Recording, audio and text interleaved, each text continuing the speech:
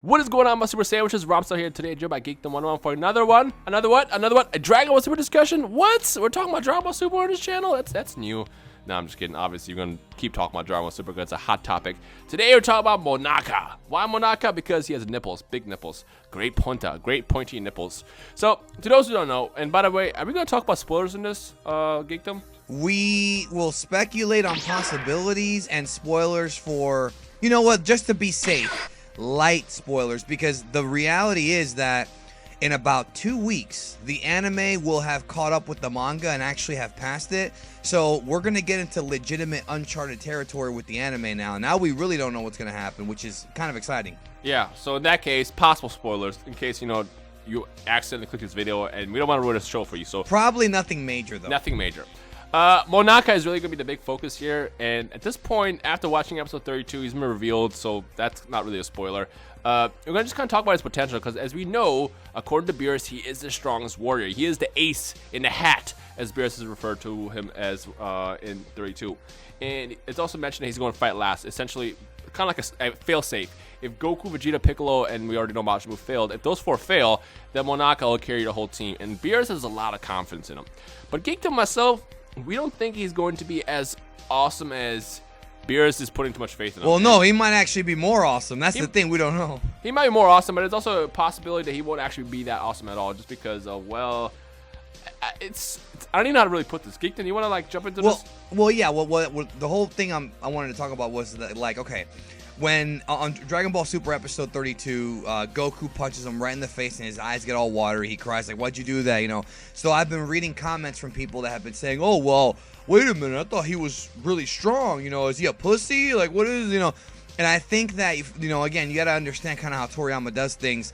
You're kind of supposed to think that he's not that strong, and then something will surprise you, and that's kind of the whole thing. You know, we talked about it before we went on the air. Kid Buu and Final Form Frieza, much smaller, less scary than their previous forms until you actually see them in action. Yep. You know, same thing with Kid Goku and also Gohan when he was a kid. You know, big things come in small packages. Before you continue, I was going to toss out, as far as the whole reason why people think he's weak just because he got punched, you got to kind of think about it from the analytical standpoint.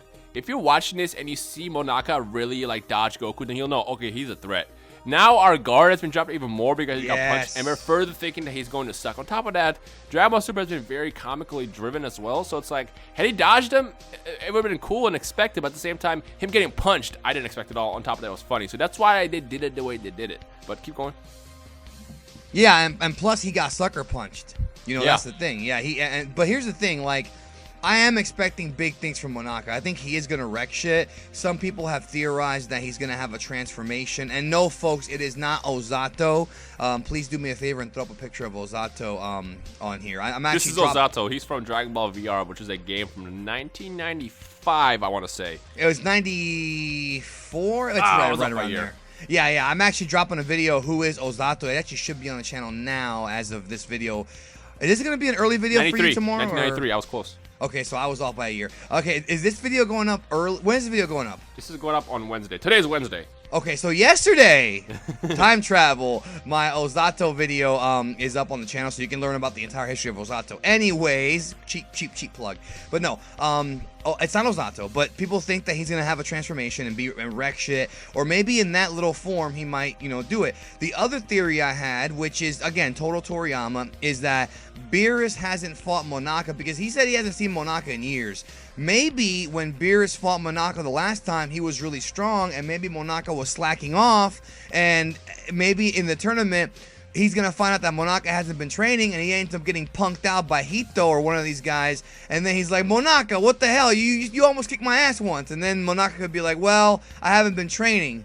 And, you know, it's been, you know, 100 years, maybe. I'm just throwing spitballing, you know. They haven't fought in 50 years. Let me ask you a question. This is a question for me to do. And to those watching, you can answer this as well. Do you want him to have a transformation? No. No? Same here. I wouldn't either. It's too expected. Yeah, it is. It's too expected. Now, I know everybody who's going to be commenting is going to be on the transformation side, like, because a lot of people don't really like his design. I personally think the nipples are stupid, but I love the design because it's so different, and it's a very Toriyama design. So I want him to be as badass as he is in that form, where he's like a small, shrimpy, he doesn't even have any muscles, and just an absolute badass. I would love to see that as opposed to him having a transformation. I agree with you, yeah, and that's what I'm saying, that we could totally see that. And the other theory I had was that his nipples have something to do with it. It's gotta be. It's gotta be, because we were talking about before we went on the air about Rashad Evans in the UFC, how a few years ago he pinched his nipples and wound up winning a fight. And the whole joke is that after that happened, several fighters would go into the octagon and pinch their nipples before every fight. And it was like a good luck charm or whatever. It was like a kind of a meme in the MMA community to pinch your nipples before a fight. So Yep. maybe Monaka's gonna pinch his nipples and then just like fucking get some crazy key and knock somebody out, you know? So it could be one of two things. Maybe he really is a pussy and he hasn't been training in a while, and Beerus is the one who fucked up and miscalculated, and he has to rely on Goku or maybe another mystery fifth fighter or something. How funny would it be if Monaka gets knocked out in like the first 2 seconds? This reminds me. So this is going to be a small spoiler for Hunter x Hunter. Toriyama, bro. Oh, is it Hunter x Hunter that I'm thinking of? Yeah, let's just talk about Hunter x Hunter for a second. So in Hunter x Hunter, where they're doing the exam. It's like episode 5, so early spoilers for those who haven't watched it. There's a guy named Tonpa. Tonpa joins the crew because, well, I'm not going to talk about why he joins the crew in the exam. But in the first part of the tournament, in the beginning, when he's like trying to, when they're doing the whole exam thing, he enters the ring to go first round and he loses immediately. He like just jumps out. What if the same thing happens with Monaka, where it's like he jumps into the ring, whether it's against Heat or whoever ends up fighting him, and either one, he's like, you know what, I give up, and just jumps out, or two, just immediately gets knocked out. How unexpected would that be? Yeah, that would be awesome. That would be awesome, because then it's like, then Beerus can be like, oh shit, and then it could be one of those things where if Goku gets put back in the tournament, if he gets put back in and then he wins, it's almost as if Goku and Beerus are going to be kind of BFFs now, because my guy couldn't cut it, but you did cut it, so now you're you're my big hero or whatever, right. Whatever they do. But I'm just saying that I think that him being punched in the face by Goku is going to be a little bit of foreshadowing of either he's really badass, or maybe during the fight. Maybe what happens is during the fight, Majeta or whoever he fights, Hito, I don't know, like touches his nipple and then he fucking explodes. Like, I think his nipples have something to do with it, and I do think that he's got some kind of secret power, or concordantly, he might actually not be that strong. But what did they initially say about Monaka when they revealed his character on the website? Wasn't it something that's like, he looks unusual, but he can really bear his fangs? Was that what they said? Yes, they did say that, and then people actually took that literal. I remember reading comments on social media that they're like, oh, he has fangs. Like, we have some international, you and I both, and the whole community, we have, Dragon Ball's international, so we have people who live, outside of like the U.S. and Japan. They actually think fangs. Exactly, they don't know what the what the term is. What's the word? When somebody says, duck. Like literal, too literal. Exactly. They take it too literal. Yeah, because they don't really know what the word actually means. Yeah, yeah. Bearing his fangs is just a meta. Of when I first moved to the U.S. back in like third grade, and whenever we used to use weird words, I had my little dictionary. It's like, what does this mean? What does this? And I never understood sarcasm either, so I completely get what you're talking about.